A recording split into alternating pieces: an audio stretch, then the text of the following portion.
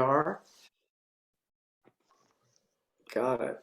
So before I launch into my presentation, I thought that I would just take a second to mention because I think it's a really cool technology and it's free. Everybody loves something free these days. You may notice that the image of me is kind of sharp, and I like that. And I really hate the quality of most of the video cams that are built into even expensive desktop monitors and even some of the things that you buy, and certainly until as of late, what are in most laptops and tablets. And I came across this app. It's made by a software company with a weird name called Reincubate. That's the name of the company. But the app itself is very simple to remember, and it's called Camo, C-A-M-O. It's a free app. There's a mobile phone version and a desktop version. And the reason there are two is that you're seeing me right now through an iPhone 8 that I'm using as the video camera. So you install the free Camo app on your phone. You get to use the rear camera on your phone, which we all know is usually the higher resolution camera. And you just plug the same cable that you would charge your phone on into the back of your computer, launch the desktop version of the Camo program, and suddenly you have like near broadcast quality video image for free that then you can go into Zoom and choose the Camo video feed as your video source for the Zoom presentation, and bang, suddenly you have great, incredible video quality. They have a free version that has almost all the features of the Pro version.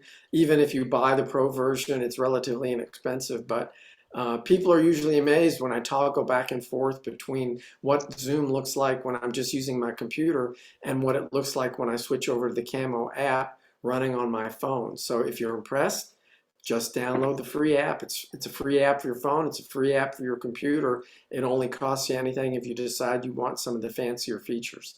So having mentioned that, I'm going to go and jump into our presentation for tonight, which is mobile photography. And you know, I'm very passionate about photography in general, but mobile photography has got a place in my heart because, golly, it's the camera that's always at your fingertips. And how many times, you know, I know every person in this group is already a serious photographer, but some of you may, not everybody, some of you are already shooting your phone with the same kind of serious intent that you use for your camera. But some of you use your phone kind of as a, well, yeah, I know it's a camera, and I take pictures of a box of pancake, you know, powder or whatever at the grocery and send it to my wife to make sure it's the right thing. But if I want serious pictures, I'm going to use my serious camera. I'm not going to use a phone, for heaven's sakes. But in fact, over the years, phone manufacturers have come to the realization that phone photography and the images that come out of the phones are one of the major driving factors anymore for getting people to buy the flagship phone models. I mean, that's why there's three lenses on this guy that we're seeing, this iPhone that we're seeing right now. And what has happened to the quality of the lenses, the quality of the sensors, the capability of the software and the hardware is mind-boggling. And once you begin to embrace using, you know, your phone camera is just another imaging device. Just like your compact camera that you carried around was a different imaging device than your DSLR is, but they're all capable these days of producing incredible quality images. And so what I'm hoping to do is inspire you. If you're not shooting this way already, I'm hoping to show you some examples of creativity that can come out of the, or start in the mobile device and go beyond the phone in some instances in terms of processing for the end result. So let's just jump in. When I'm talking to a group like this, I feel like it's preaching to the choir a little bit. So some of the remarks are for those who maybe haven't quite embraced it yet. But to take a quote from Star Trek, because I always like that show, and the Borg, resistance is futile. Once you can fight it, but you're going to sooner or later run into a situation where the phone camera is the only one you've got. You're going to be so moved by what you're seeing that you're going to shoot it, and then you're going to go, OMG, this picture is unbelievable. Thank goodness I had my phone with me. And once you have one of those moments, then you start reaching for it all the time, because there are so many instances where we see a fleeting thing that's going to be gone in 10 seconds, 15 seconds, and you become a quick draw McGraw and pull that phone out and launch into the phone app, and bang, you can make images that are so fleeting you'd never catch them if you were going to rely on a real camera. Yes, there are some new tricks to learn. It does feel differently using an imaging device with no viewfinder at all to try and make serious images. Sometimes it's challenging in bad light, but yes, the rewards greatly outweigh the sacrifices of using a phone as an imaging device. One of the great things is, no, you're going to not have to go out and buy a new camera, because the cameras that come in the phones these days are pretty much across the board so amazing that if you just take the time to get familiar with it, learn some of the ins and outs, you're going to be making great images right out of the box. But even though you're not needing to go out and buy a new camera, you might discover you want to go out and buy a new phone. Yeah. So what I'm going to try and do is convince you to change your mindset about using it this way. And yeah, it's a tool like every other camera you've ever used, and every tool that you use as a craftsman or as an artist is different from your other tools, so it takes a little while to get used to it. One of the things that I try to emphasize, especially with people who aren't terribly serious photographers yet, but everybody's a photographer these days because they're all shooting with their phones. And what's unbelievable is how they don't pay attention to what's in their viewfinder. They look at what's on the screen of their phone and they connect emotionally, and then they push the shutter button, the capture button, and they don't notice that they've cut people's feet off and they've cut their heads off. And so one of the first things I try to convince them is, look at that screen, it's your canvas. Exactly what you see is what you're going to capture. So if you'll just step back mentally and realize you're cutting off their head, you're putting a stop sign out of their head, your pictures will improve 1,000%. Well, it's the same way, if not more, when you use your phone. Don't think as a serious photography, well, how can I use this as a serious imaging device? Where are all the dials and buttons I need? Well, almost all the things that you want to adjust are in that phone, in that camera app on your phone. It's true, you have to look a different place for them, perhaps operate them differently with your fingertips on the back of the camera. But boy, if you'll invest a little time in learning the ins and outs of the camera app and the different photo applications that we're going to talk about, the kind of things you can do on that phone are mind-boggling. For example, don't be someone who thinks, well, you know what? I'm a photographer and I need access to Lightroom and Photoshop and I can't do that on my phone. Wrong. You can use both those apps on your phone now. And each year, Adobe is making those apps more powerful. They're building in all kinds of internet-capable sharing options so that you can work on it in Lightroom on your phone while somebody else is driving the car, and then have them ready to post on Facebook or Instagram or share with whatever social media you want to. It's just amazing. It's just amazing. So in general, just don't think about why it won't work and give it a chance. Embrace it. Which tool to choose? Which platform? Well, a lot of us have made that initial decision a long time ago, early on in the evolution of cell phones, and many of us went Apple and many of us went Android, and it's really the photo experience is almost as different as the user interface experience for the phones. And so I'm telling you, it's hard to convince an Apple convert that there might be a reason to consider Android, and vice versa. But I can tell you from personal experience that there are pros and cons to each one. And there was a period of time, And this almost sounds like heresy because I'm an Apple guy from way back in the 80s when the first Mac was coming out. There was a time when, despite what Apple was spewing as our phones are the best phone cameras in the world, they had been passed by, for example, the Google phone. There was a period where the Google phone was knocking the socks off the Apple phone. And for 2 or 3 years, in my opinion, Apple was an also ran when it came to photo imaging.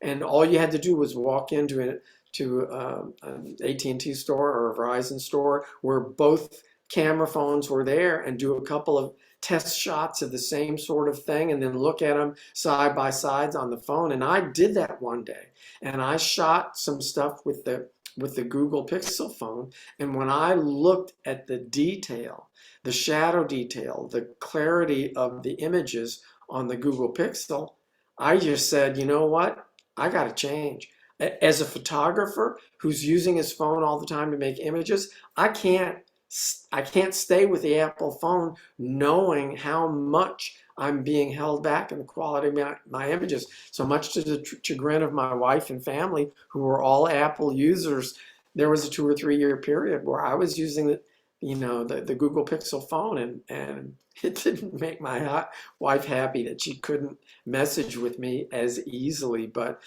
some of the images, including the snake photo you're watching right now, that was shot with the Google Pixel phone through the glass down at the Atlanta Zoo. I mean, and it's just incredible to me that I could get that kind of detail in the scales and the color and in the moment. And I had no other camera with me that day because I hadn't really planned to do serious shooting, but I love that shot, and there are lots of opportunities. Okay, how much resolution?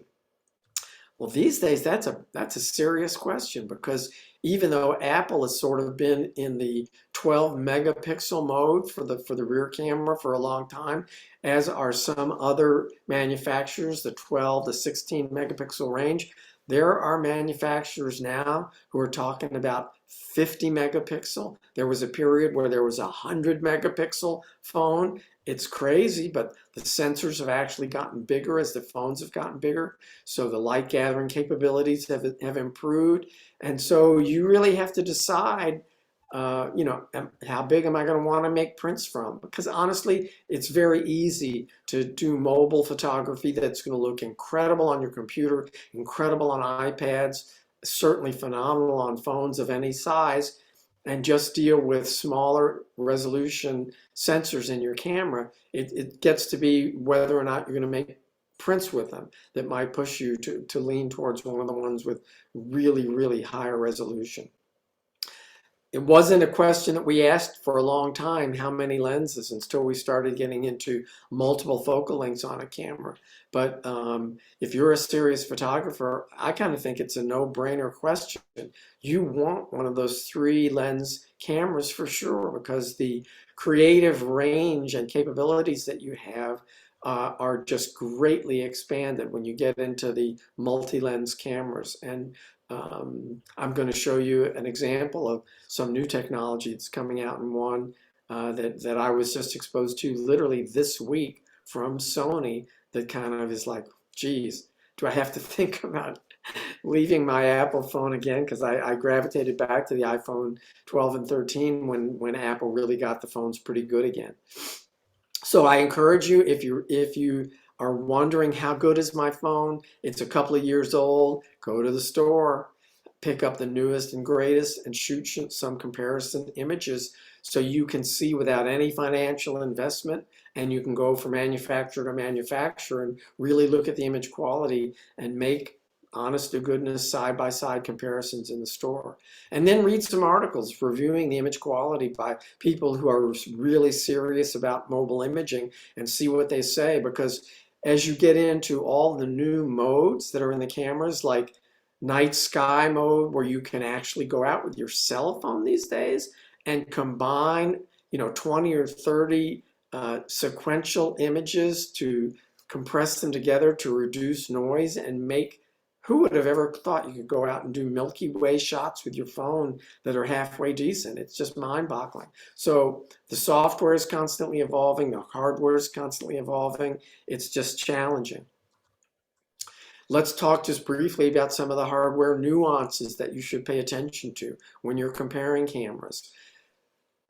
The rear cameras, as I already touched on, are the high resolution cameras. You know that. That's where the great work is done. But the selfies, when you touch that button and you see yourself on the phone for selfies, even selfie cameras have gotten much, much better. And I mean, I don't do a lot of selfies, but there are times when selfies are quite fun and they allow you to capture special moments with your family or friends. So look at the ease with which you can make selfies. Look at the quality of the selfie camera, how well the autofocus is working, how well the facial recognition, which almost everybody has some form of facial recognition on their phone these days, how well do the separate faces get chosen.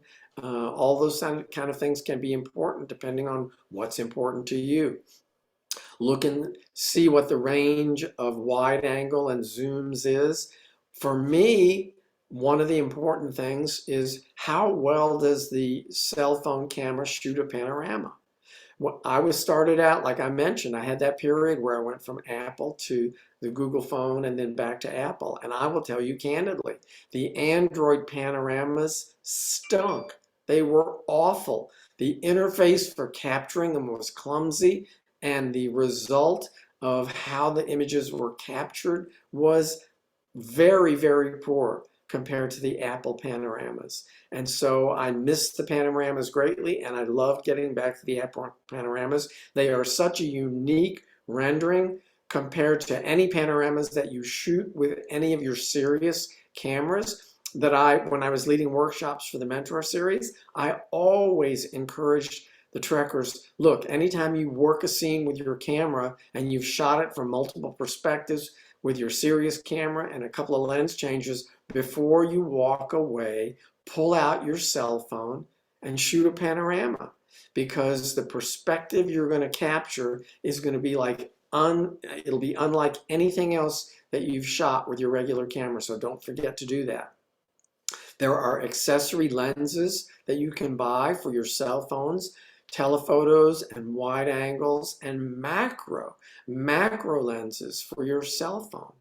Unfortunately, one of the biggest manufacturers of really great macro lenses for cell phones was, in my opinion, Olloclip. And up in that corner inset, you can see an Olloclip add-on lens slid onto the corner, overlapping the lens on the back of the iPhone.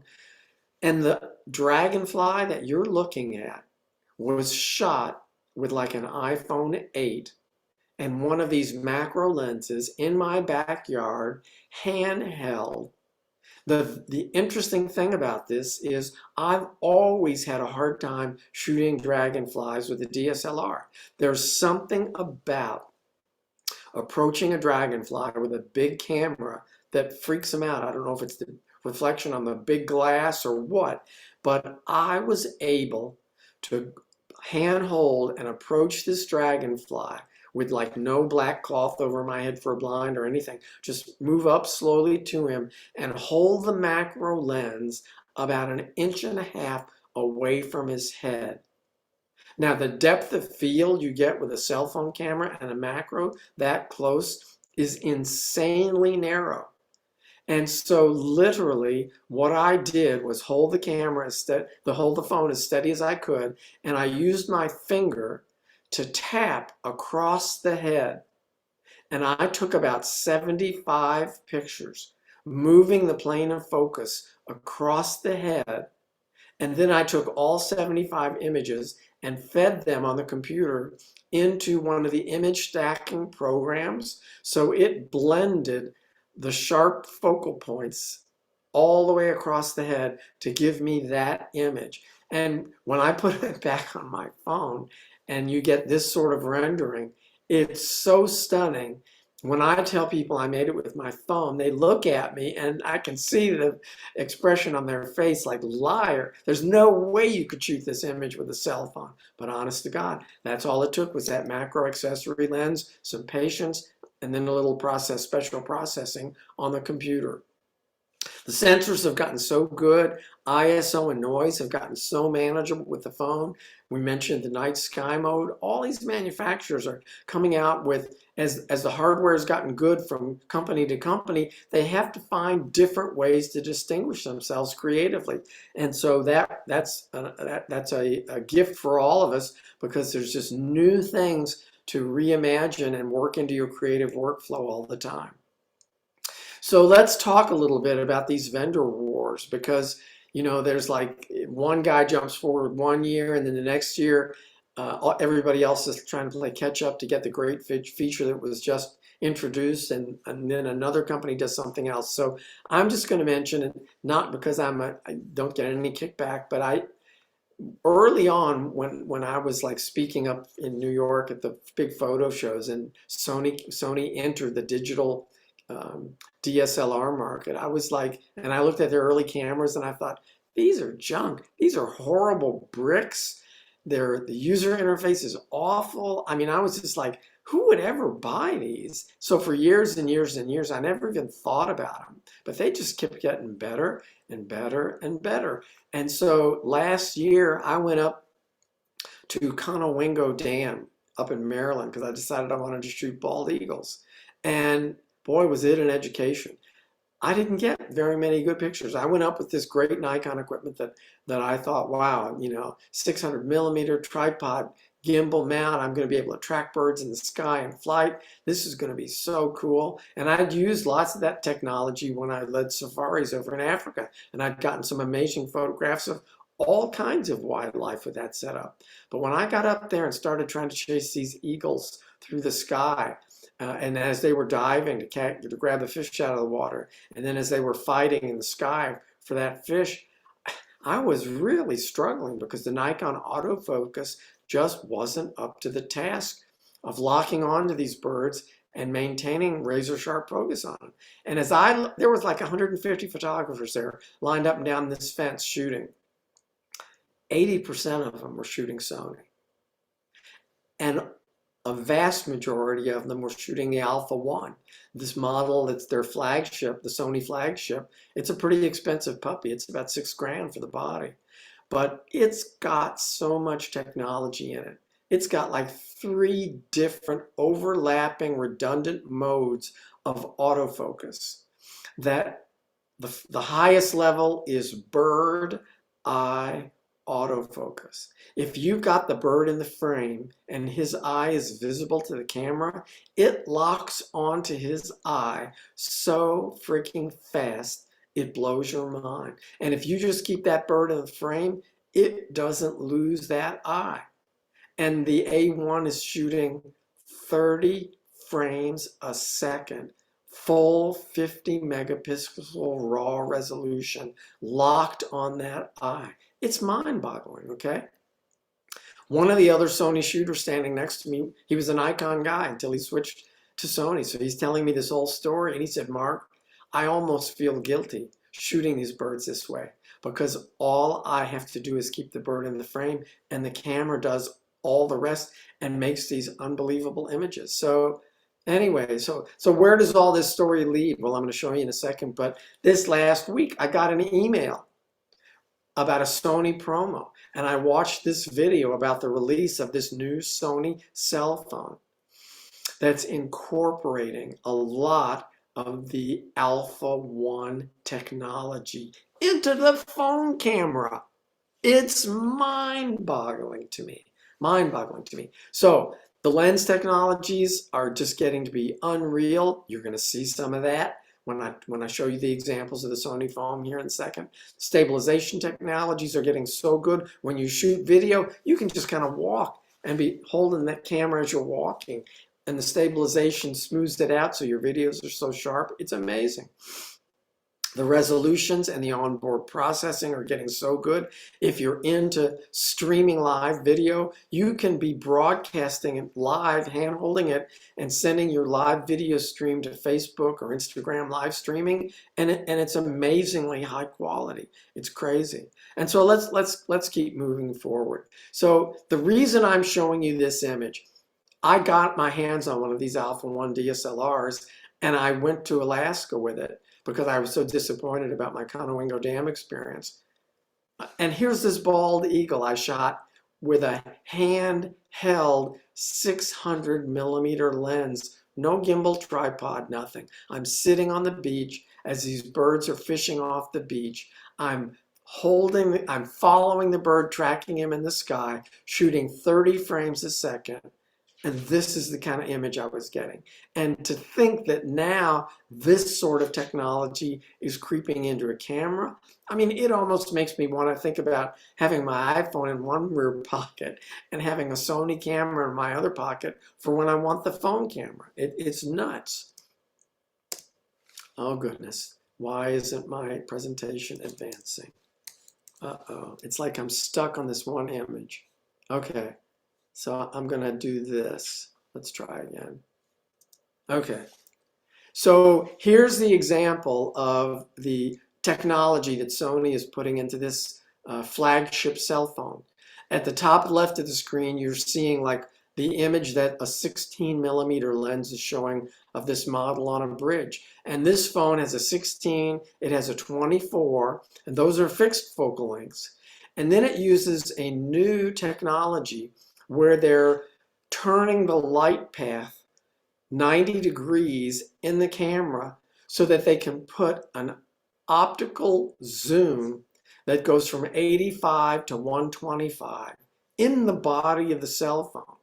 And now, if that's not wild enough, then they take a technology, which is what this slide is talking about, where you can start out with your 16 millimeter and hit the zoom button, and it will change from lens to lens to lens seamlessly, changing automatically between the lenses. So you see one continuous zoom all the way from 16 millimeters to 375 millimeters. Now, only the 85 to 125 range is true optical zoom.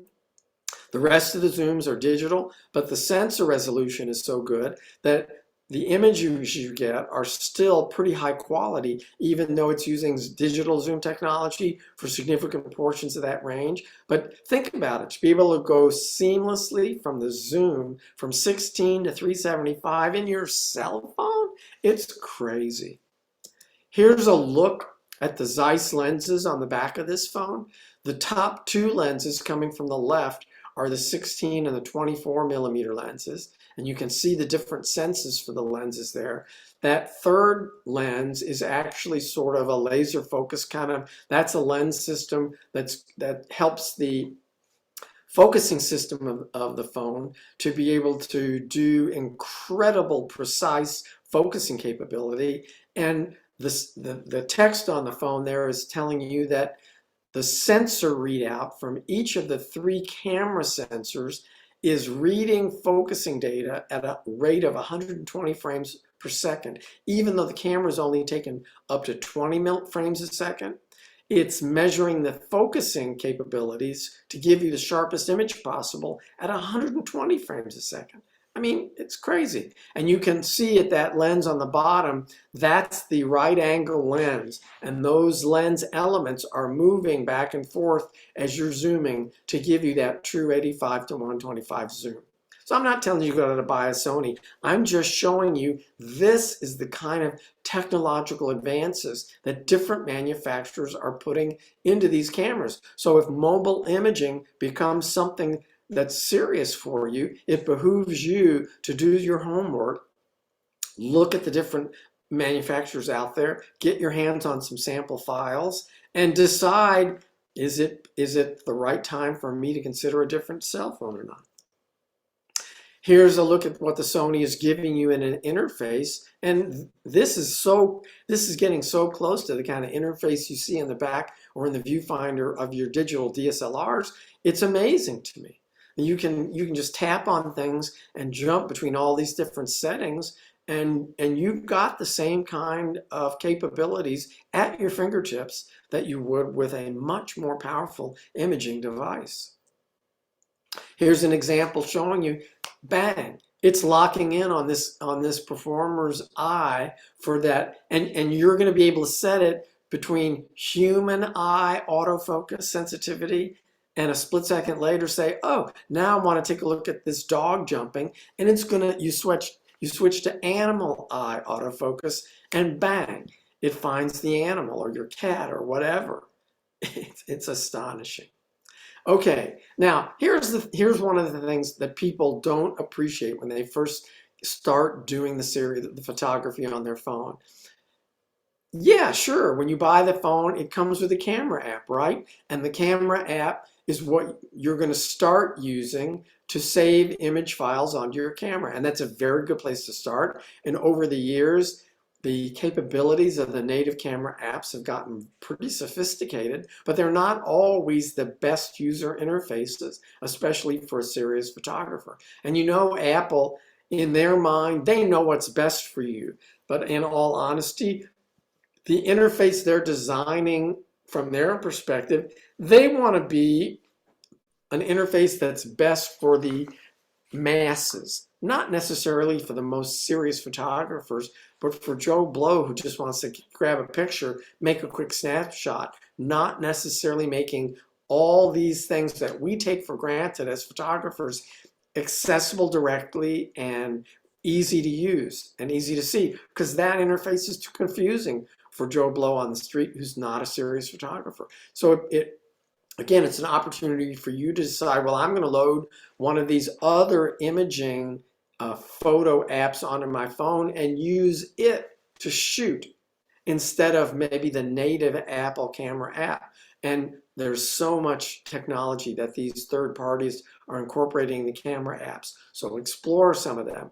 Then when you're talking about processing the images, oh my goodness, that's where the third-party apps really, really begin to shine. And the different features that they offer get to be really, really exciting. And I'm going to talk about a few of the ones that are bread and butter in my digital workbox, or a toolbox. But when you look at these three screens of apps that are available, you begin to see how many things that are out there. Some of them will do incredible automatic interpretation of your image files to make it really quick and dirty and clean it up and brighten it and sharpen it and all. Or there's Lightroom, there's Photoshop. There are versions of those that have matured a lot over the years. We can do great panoramas with the phone, but there are also other apps we can buy if we want to do different types of panoramas. There are apps that let you, so here's one of my pet peeves, even about Google. Google was one of the first companies to do artificial intelligence blurring of the background to give us simulated narrow depth of field.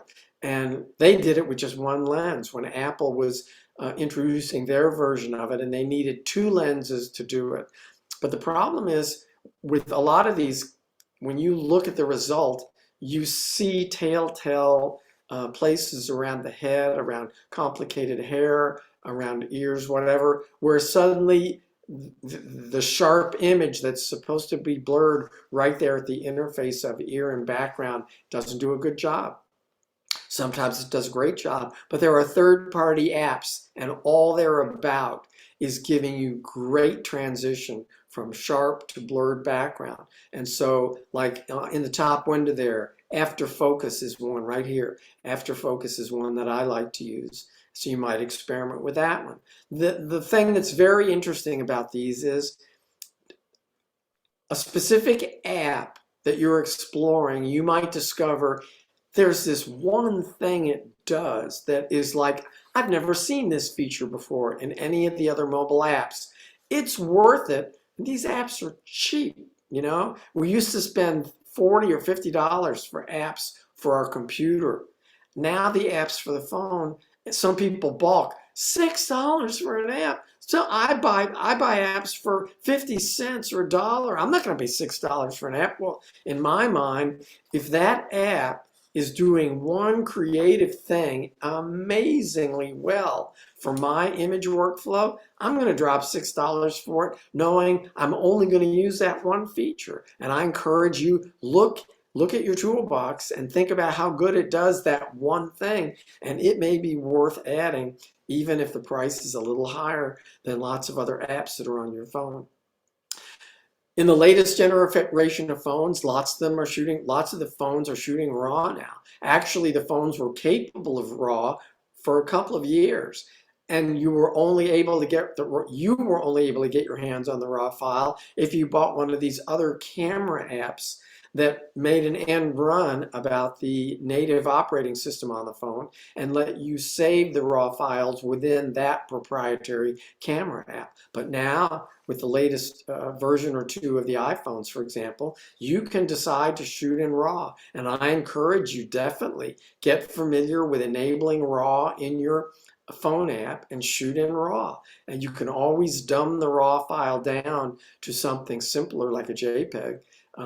But if you don't shoot in RAW, there are a lot of things that you lose in terms of latitude and file size and image quality. So shoot in RAW if you know you're shooting something that is something you're trying to express artistically. And the thing I want you to do is lighten up and relax, okay? When you're using this phone, just play with it for a while. Have fun with it.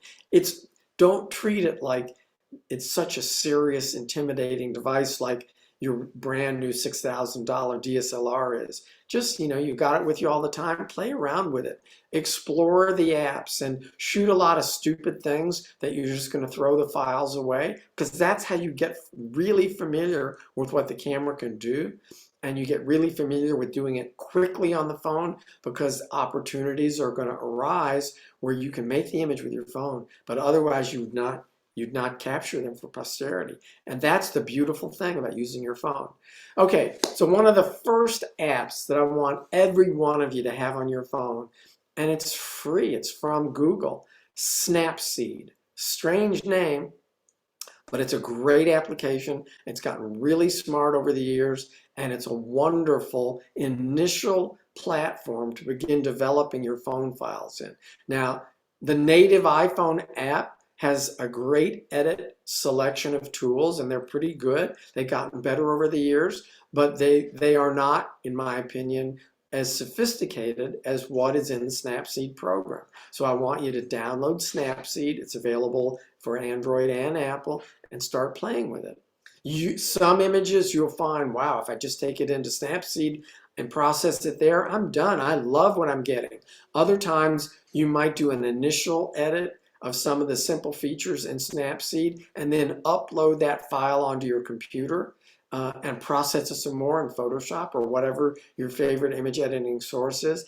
Other times you might want to just upload the RAW file itself from your phone into Lightroom, and Lightroom will respect that file as a RAW file and give you all the hooks for processing any other RAW file, including knowing that it was shot with an Apple phone and this particular lens on the Apple phone, and it will incorporate those image distortion features for that lens to improve, like peripheral vignetting or central sharpness or whatever. But create and experiment. And one of the really cool things about using your phone and using these mobile platforms on your phone, don't just see your mobile image that you captured as a one version thing. If you shot it horizontal, envision cropping it into a square. Envision cropping it into an image that could be vertical on your phone.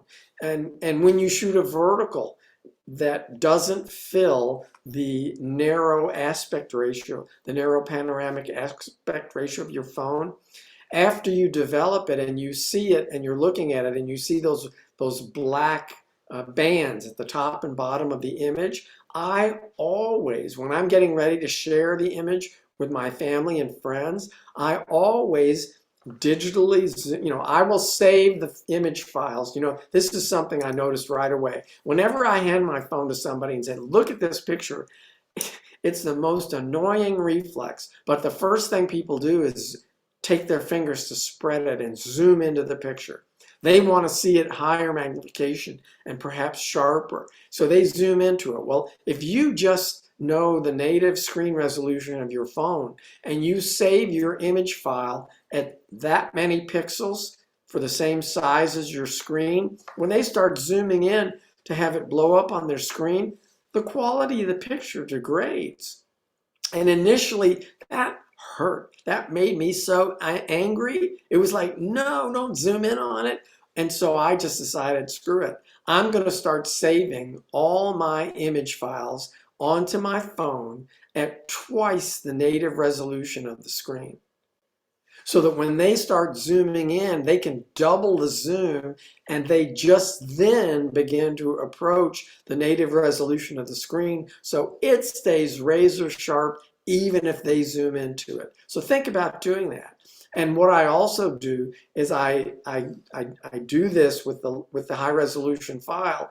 And what I send them, I've already zoomed a little bit so that the image spreads to completely fill the iPhone frame. I want to see the picture completely going to the rounded edges of the frame of the screen. I don't care if that means the notch is going to intrude into the picture. What you'll discover is when the images completely fill the frame all the way to the edges of the screen, they have so much more impact than if you just see that square native aspect ratio, but now you've got blocks of black on each side of the screen.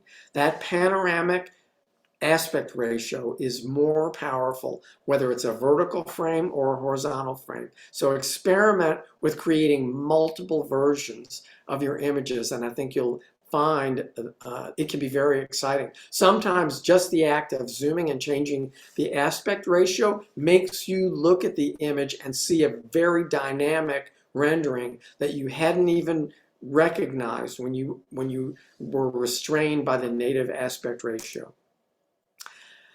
So what I do, I'm shooting with the mobile, I'm editing with the mobile, then I'm importing it on my computer and editing in the computer. And so I might do a final tweak and then save it back from my computer onto the phone. So now the final version has gone through Photoshop on my computer or Lightroom. I've used some things that are available on my computer that aren't available on my phone, and what I put back on the phone to be able to walk around and share with people is this incredible picture that, of course, is beyond what the phone by itself could capture, but it's my creative work, and now it knocks their socks off when I have it on my phone to share. Here's a fun shot where I was floating in the lake on a noodle, and that's my buddy on his boat. And that's actually the boat's owner sitting next to my friend. So I'm noticing the reflections in the water and the blue, beautiful sky, and I'm sitting there with my camera. And so I decide, I'm gonna shoot a picture of him because it's such a beautiful memory. He'll really like this for the day. And then when I got home, I thought, what would really be fun if. And so I went online and I started searching for the right model, bathing suit model, who was sitting just the right way. And I put her in the back of the boat and I sent it to my friend, and I'm like, Stacy, when were you out on the boat with this babe? And of course he got a big laugh out of it. But the point is, have fun with your pictures. They don't always have to just be what you captured with your phone. There's all sorts of creative things that you can do with a phone and really, really make it fun. So I bring, when I bring the files back on the computer, I might change sharpening, saturation. So I want to talk about filters versus tools. I really personally have a thing. I don't like the whole Instagram filter thing where you're applying these filters that affect everything in the image. They affect the sky, they affect the white balance. I think it's horrible. And I think it's a weak crutch kind of thing for the most part that young people have gotten into. But boy, every mobile app that you turn around, including Snapseed, has some of these filter kind of things. I encourage you to be more creative than that. If you like the effect that one of them gives to the sky, well, take it on your computer and mask it into the sky and use it. But I just don't, I would encourage you to stay away and be more creative than using the ones that affect the entire picture. But that doesn't mean I don't want you to experiment. And there is the rare opportunity now and then when some of those crazy filters are pretty neat. Now I want to show you some examples of me using my phone in the field to get things that are just very different and spur of the moment. So here I am in Costa Rica, and I'm visiting a butterfly farm that just happened to also have a part of the farm dedicated to red-eyed tree frogs. I love red-eyed tree frogs. Well, this is a red-eyed tree frog, but it's not like any red-eyed tree frog perspective you've ever seen before. Because when I was there during the day, these nocturnal frogs, they like to sleep. So this is the frog stuck to the pane of a terrarium that he's in with all those suction feet and his suction body holding him into the glass. Well, I only had a second to grab this because there was so many people jostling around. So I just grabbed my phone and got close to kind of minimum focus of the lens and took a kind of fun shot. Now let's see where this goes. Here's another red-eyed tree frog at the same place, but I made a deal with the owner of the place. I said, if you'll come back at night and you'll help me find the tree frogs at night when they're awake, and I can bring some lighting equipment and light this frog up, I'll get the shot I really wanted to make. So he and I and an assistant go down in the night, in the rain, and they help me find this red-eyed tree frog. So I can put up a ring light and shoot him with a DSLR and get this phenomenal shot. Now, we're using flashlights to find him in the pitch dark. So here I've made this shot with a macro lens, and all of a sudden the frog jumps. He's gone. And so here I am looking with a flashlight at this plant, and he's gone. And so the guys, the three of us, are looking around in the dark, the flashlights, trying to find where he went. And it took me a second. You know how for example, if your hat gets crooked on your head, after a second, you can tell by the difference in balance that something's not right about the position of your hat, right? Because your body senses it. Well, after a second of looking around and turning my head this way and that with a flashlight looking for this frog, all of a sudden I realized something doesn't feel right on my head. Something doesn't feel right on my face. Well, that's when I realized this frog jumped onto my face. He's stuck to my face. And I started laughing. And I said, guys, look at me with your flashlight. And then they burst out laughing because they see this frog on my face. So I said, oh my gosh, I'm going to try and get in front of the camera and put my face where I think the camera might be, focus on it, trip the shutter. And so they did. And so this is the picture from my DSLR body with the ring light on it of the frog on my face. And then what happens? The frog jumps again into the night. So now we start looking again with the flashlights. And it took me about 20 or 30 seconds. Well, then where do you think the frog was? The frog had jumped onto my ring light on my camera. The problem now is I don't have a camera to take this amazing shot of the red-eye free frog on this monolight. I mean, just looking like the craziest nature picture ever. And then it hit me. Yeah, you got a camera. You got your iPhone in your back pocket. So this is the iPhone 6, guys, iPhone 6S. And so I pulled it out and I shot a handful of shots before the frog jumped again, this time into the darkness, and we couldn't find him again. But look at the opportunities that happened because I was using my iPhone really seriously, really creatively. Great shots, great story. Yeah, I still got my best shot with my camera, just like I intended, but I'm so glad that I was geared up towards using my iPhone creatively. So this is a project last summer. By now, the picture I think has come up on the screen for most of you.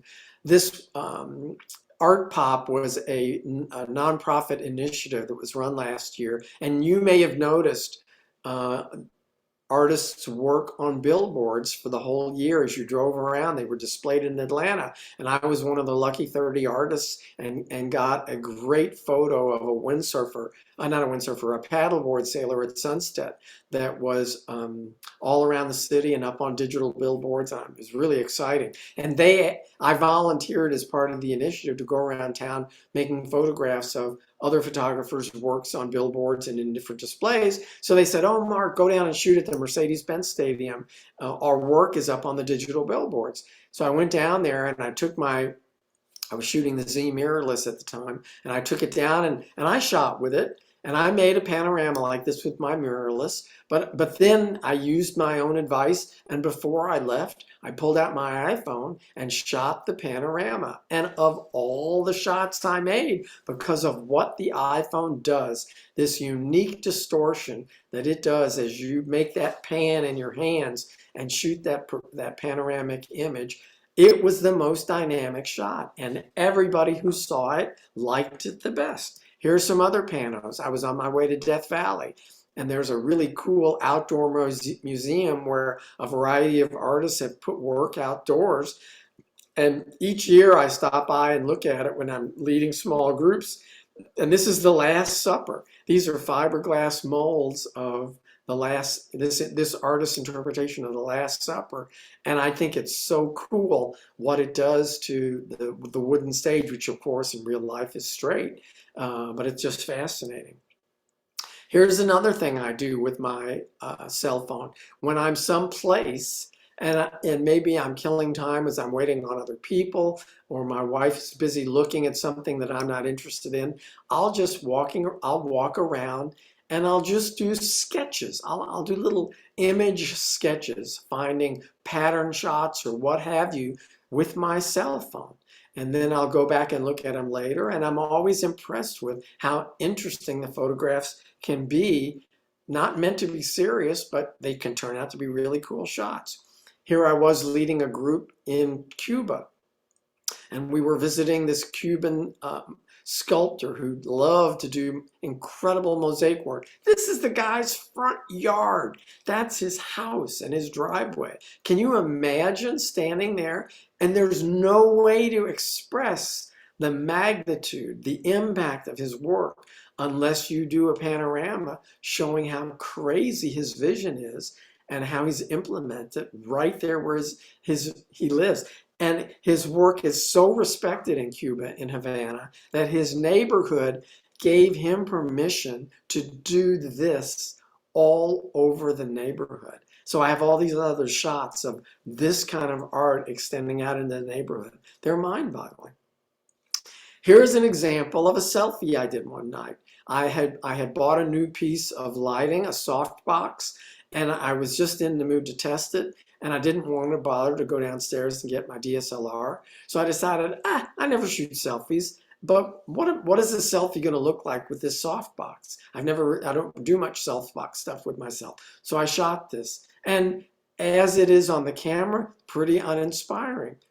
But I worked on it a little bit in Snapseed, and then I imported the file into my camera and reinterpreted it. And look where it led. Into something way cool. That's a very dynamic image of a very intense face.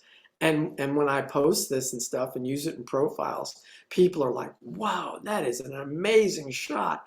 And yet you know now how it started out. And it's just an iPhone shot. Yeah, the lighting was appropriate and it took some developing, but that's the kind of creative potential that exists in these files. I don't know what's coming up next. Let's see. Oh yeah, so that's a different one. I came back the next night and decided now I'm going to see what the rear camera selfie looks like, and with a good softbox and in different implementation, and amazing, right? A whole big difference. Then when I went out and started shooting more of that Art Pop Initiative billboards, here's my work up there on this billboard, and the particular situation, when I got out of the car to shoot the billboard, the best shot turned out to be reflecting off the glass roof of my Tesla. So I couldn't get this shot with a tripod and a DSLR as easily as I could just kind of laying against my car and using my cell phone. And so everybody loved it. I stood there for like 20 minutes as the billboard cycled and all the other photographers' work, and I took each different one, and they all loved seeing their shot displayed that way. This is the Google Pixel phone, and my dog came up as I was sitting by the front door, and the window light coming through our sand-blasted glass door is so great that, wow, look at the detail the Pixel phone caught on him. Just spectacular. As good as any macro image I would have made with a DSLR. Here's this, the quality is not so great here, But this is my granddaughter, and I saw she was leaning her head against me, and she's so cute. And I thought, oh my gosh, this is a moment I never want to forget. So I whipped out my cell phone, did a selfie, and I'll just always love this shot. She's grown up, and one night, as I was preparing a presentation just like this at my desk, she walked up and just stood there against my black wood desk and looked at me. And I'll tell you, I didn't say a word to her. I didn't say, oh, honey, pose for me. I just whipped out my cell phone and said, oh, don't move. And in 10 seconds, I was ready and captured this shot with those eyes and that background that I knew was going to be a great three-dimensional kind of background. And to me, that's the essence of why I want you to have your cell phone become a skilled tool in your hands, because you'll make images like that you would never have captured if you'd had to depend on having a good camera ready. You'll make incredible images that you'll love the rest of your photo career, the rest of your life. Here I was out at dinner in a restaurant. This was, and they had, crystal behind the bar. And I saw how beautifully it was lit behind the bar. And so I'm sitting there eating at the bar, and I'm like, oh my God, I gotta shoot this crystal. So I said to the bartender, man, I'm a photographer, and your glassware back there is so beautiful. Can I come behind the bar for like a minute with my phone and shoot it? And he just laughed and said, oh, sure, come on back, man. And look how cool that is. The glass is hanging like that with the lighting so cool. It's just, the opportunities are there. And you've got a camera in your pocket every day. Just start using it in situations you normally wouldn't think about using it. And of course, it's typical stuff that everybody's shooting with their iPhone or whatever camera you've got. But sharp stuff is there if you're shooting raw and you know how to, you're framing it like you would, the rule of thirds, all those different kind of things. The saturation can be so beautiful. The quality can be so great. Here's a crazy one. Another one taken with that macro clip-on your phone. You know what that is? That's a kidney stone that I passed. And that's why they hurt so much. Look at how they're shaped when the crystals form in your body, in the kidney. How can that thing ever come down your ureter and come out of your body? And that's why they're so painful. And so I shot it one way to get a really close view with pretty lighting and stuff. And then I thought, people won't understand the size of this if I don't have some relative scale. So then I put it on my fingertip and shot it with my phone against my fingertip. And so look at the creative ways that you can interpret different subject matter just using your phone. That's what I want you to start thinking about. Here's another accessory. I mean to call this up and read about how this Kickstarter campaign turned out. This guy decided to make a case for his iPhone and for the Android phones, where this device could be attached to the case, and you would suddenly, through Bluetooth connection, have very camera-like controls right there at your fingertip for a shutter button and a wheel to spin and change aperture and ISO and all these different things. And to have a zoom thing. And I was intrigued by it. It was too early in the campaign for me to think about opting into trying it. But I mean to go back and look. But this is just an example of what creative accessories there are. Here's a really cool example. My friend, this is the same guy who was on the boat, and I gave him a new girlfriend.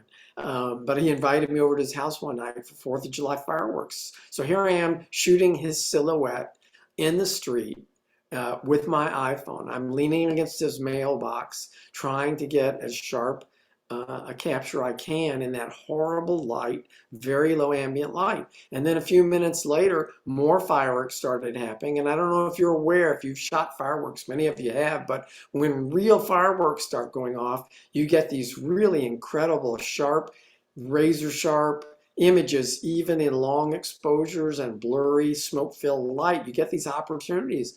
And so I saw this opportunity of taking Stacy and going after his profile on the computer, taking that image of fireworks. And I did, and I worked for a few minutes and then did a composite of 2 layers, and look where it ended up. It ended up as something absolutely phenomenal. I mean, it's breathtaking to me that I made this with my iPhone from images that never should have looked that good. And if you only think about the image quality of if you evaluate it by what you see initially on your phone without processing it on your computer and then dealing with it creatively, you're going to miss unbelievable creative potential. So Hey, use your Mark, phone creatively. Yes. Mark, can you do me a Yes. favor? Can you back up and show the photos that image was derived from again? I'm run that by me again, your question. Can you run the slide back a couple and show us the pictures that you combined into that Sure, sure, sure. final Let shot? me back up. Okay. So there are the two Okay. those are the two that I compiled. And it's all a matter, well, actually, no. To be honest, there was a third one because he was standing in the street and I wanted him to be standing in grass. So I found another image taken where I could get blades of grass, and I extracted the blades of grass and then pushed them to where they became black silhouette. So everything else was a matter of masking away his silhouette. So I had clean silhouette and I sharpened the outline of the silhouette so it became sharp. And then as I worked on the fireworks file, it was a matter of adjusting the contrast and the sharpening of that too. And then so I ended up with actually 3 layers that I composited. And now you'll see the sharp grass at the Yeah. bottom. That Yeah. came from another image. So that's how he's standing in the grass like he's on a hillside looking at the sky with all these fireworks that he's done. Yeah, that helps But a lot. Now he that I've loved got it. that context, now I get it. He loved it. Thanks. Okay. And then sometimes, here I am in New Orleans in the French Quarter, and I didn't want, excuse me, but I didn't want to crawl up this guy's butt with a big DSLR. But I noticed this potentially neat image. So I waited there watching his dog take a drink of water and then look around and take a drink. And I noticed that he was looking at me lots of the times. So when I saw somebody coming up, walking up the street, filling some of that negative space but out of focus, I waited for that split second so I could just kneel down like I was tying my shoe. And with my phone, I could very casually just go bang and make that shot for a really fun shot. Here's my friend again. He had invited me to a dinner birthday party. I was sitting directly across from him when his wife surprised him with the cake and a crown and a medal. And so I had to shoot this shot. And then when I got home, I remembered that expression from the movie, "It's good to be the king." And so I made this shot for him, and he was just tickled pink with it. Here's something creative I did while I was out walking with my dog one day. I got this cute little dog, and I saw him standing in the grass on this sidewalk where the sidewalk was walking away. And I thought, I'm going to shoot my dog and try and do something crazy with it. What would be something a dog would dream about? Lots of fire hydrants. So I found a good fire hydrant on that walk, and I shot the fire hydrant with my phone. And then I made a whole bunch of layers and dropped the fire hydrants and masked them in. And then I thought, I'm going to take it one more step, and I'm going to use one of those framing apps where you can choose all the different frame styles. And I'm going to make this picture look like it got spit out of, one of the old Polaroid SX70 cameras with the strip at the bottom. And then I drew a title on there. And so here's When Dogs Dream. That's what this creation became. But it's all about using your phone and thinking creatively. And I encourage you, get out of your box. Here I was walking on the beach in Jamaica with my late wife, and I only had a phone. It was a really hot ass day, and I didn't want to be lugging my camera. So all I had was my phone. But we came across this guy collecting the conch shells right there on the beach. How are you going to find a subject like that with colors like that? And so I stopped and I talked to him and I said, "Man, you are amazing. Your beard, your hat, your shirt, the water, the sky." I said, "I want to capture you and doing what you're doing, if you'll just pose for a second with one of your shells and just glance off to the side, I'm going to make this great portrait of you. And that's almost a straight shot out of the phone because the light and the colors were phenomenal. And think about how much the camera has improved between iPhone 6 and now. Now that same shot, it's a raw file, it'd make your head fall off. Here is with the Pixel phone when Pixel was first coming out with the low light mode. This is Elton John down at the arena doing one of his farewell tours 4 years ago, one of his farewell tour concerts. But it's really fun to have made the shot. Sure, it's noisy as hell, but we've got all these apps now that will help manage noise. And to me, that's a moment that I'll remember forever. So I love shooting it with the Pixel phone. One of the things, this is crazy. I'm a doctor, okay? And I'm used to thinking about specimens and microscopes and macro views. I had something in the bottom of my foot that was driving me nuts. It was painful, and I couldn't see the bottom of my foot. I'm going on 70 years old. I can't bend that far. So I thought, you know what? I know what the resolution of these phones are. So I took a minimum focus shot with my phone, and then I zoomed in all the way.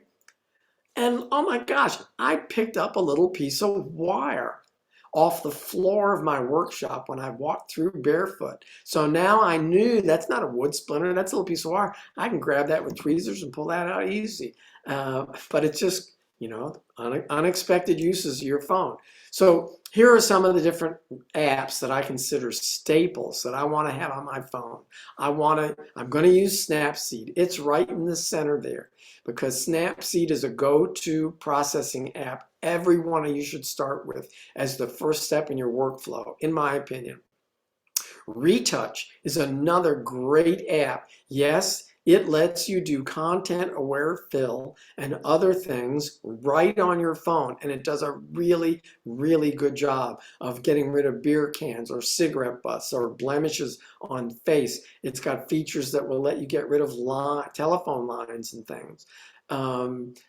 If you want to have Instagram on there, of course, it's going to be a great tool for sharing your photos. Pro Camera is one of the apps I was using as an alternative to the Apple Camera app because it would let me save raw files. Some of you will find apps that you just like the way they're laid out for a serious photographer better than how Apple lays out their interface for serious photographers. So explore some of them. There's lots of them. Metafo is an interesting app. Only in the last iOS version or 2 has Apple decided to let you drag down on individual pictures and see the metadata so that you can tell what settings were used, what camera was used, yada, yada, yada. This app would look at the images in your camera roll and let you see all kinds of metadata. And so I found that to be a very interesting choice to have. Here's the Pro Camera Raw app, for example. When you're in the App Store, that's what it would look like. It would let you have like a curves tool where you can adjust your image just like you would with a curves adjustment layer in Lightroom.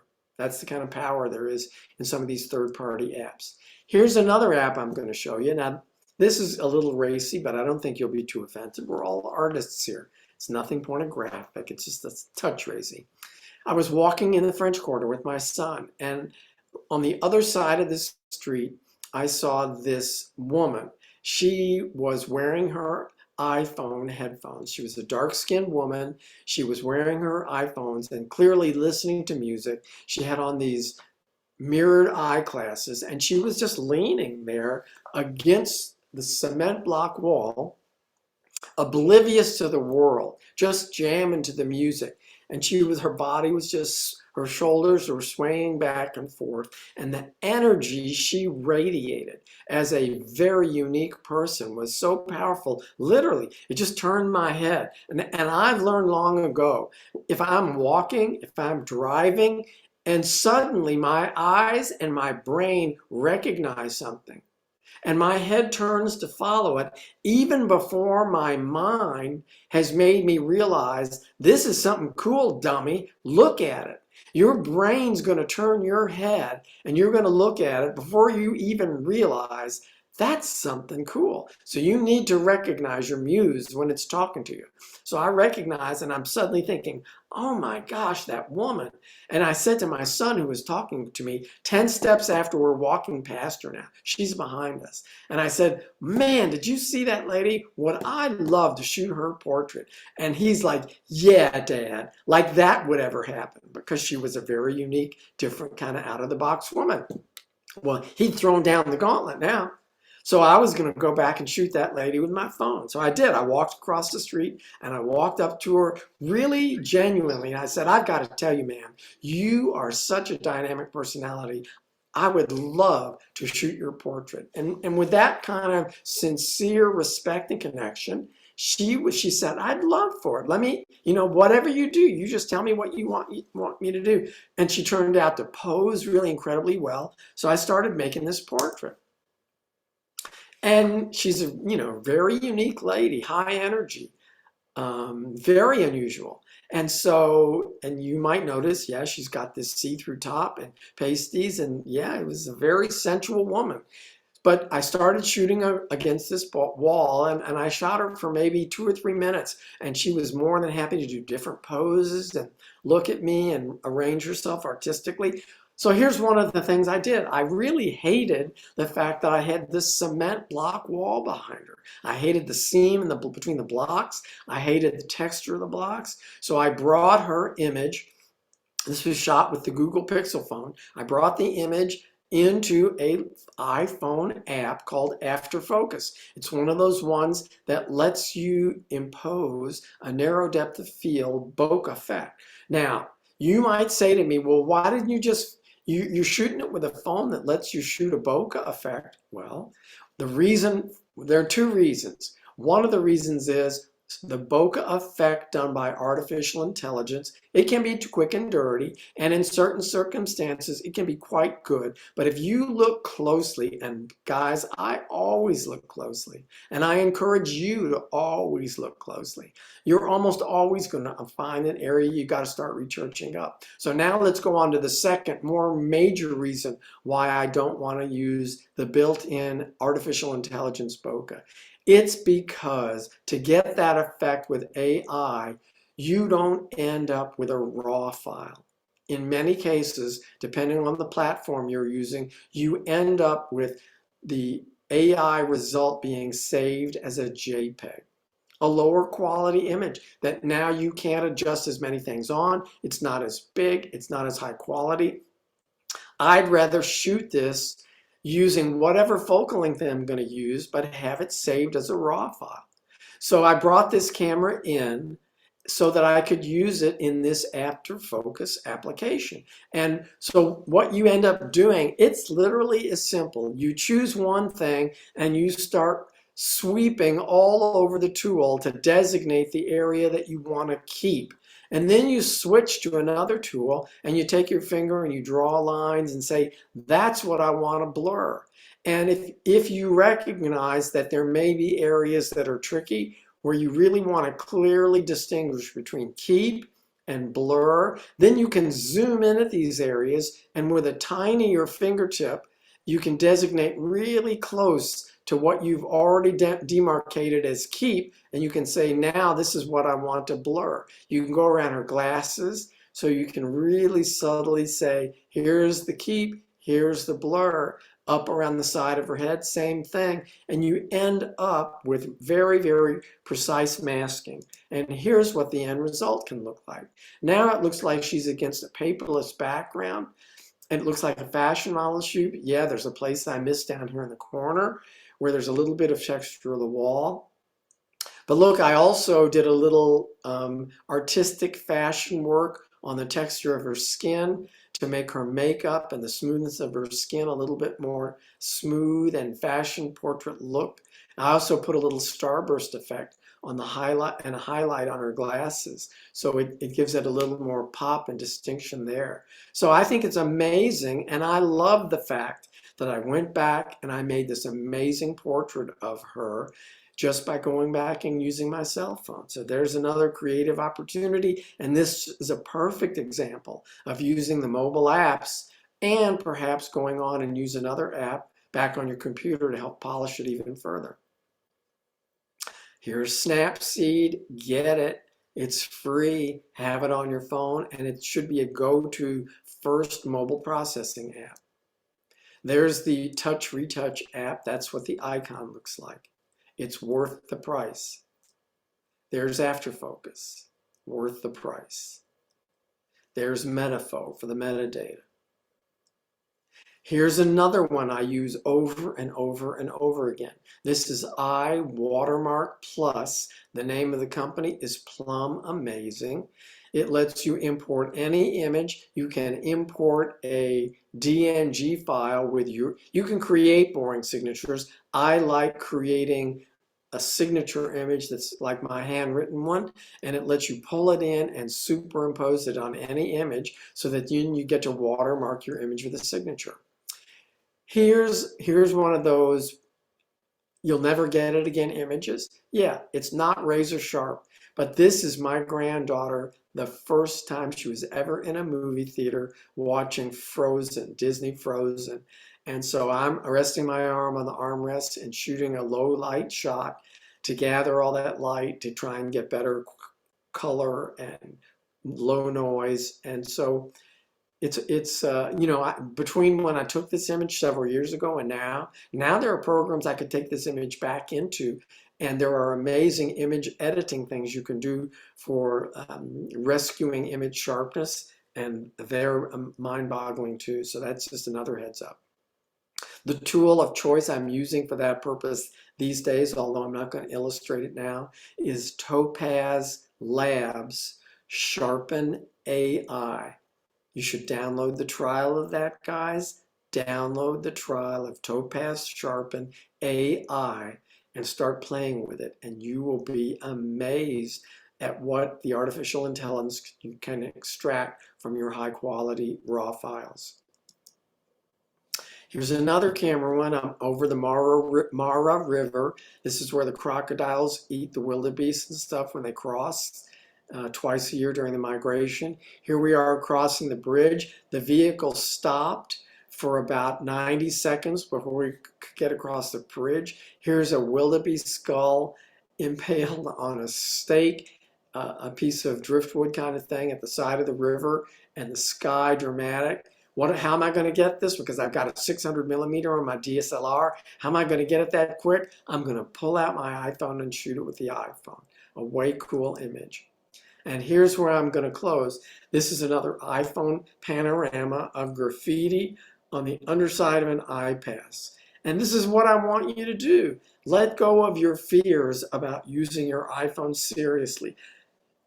Don't consider that you're making serious images. Consider that you're making fun images, but just be serious about it.